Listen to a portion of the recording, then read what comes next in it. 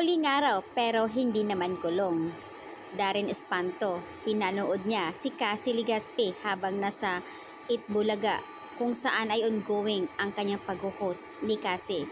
Nakaka-good vibes ang ginawa ni Darren Espanto. At may nang-aasar pa sa kanyang likod kung saan ay dumaan si Ogie Alcacid. Ito ay inaasar, sabay tawanan. Very supportive talaga si Darren pagdating sa mga project ni Cassie. In fairness naman, maraming pinagsamahan ang cast rin.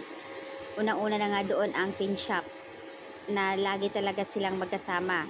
Sa Beauty Derm, iba-ibang mga endorsement na palagi silang magkasama.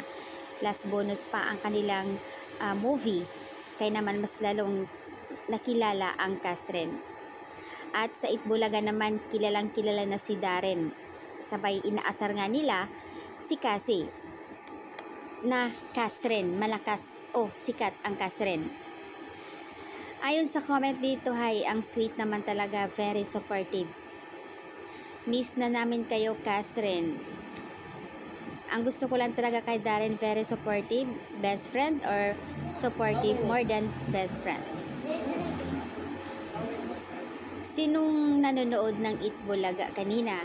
Syempre, sumisilip pa si Darren. Thank you, Darren. Masaya kami dahil andyan ka palagi kay Cassie. Very supportive.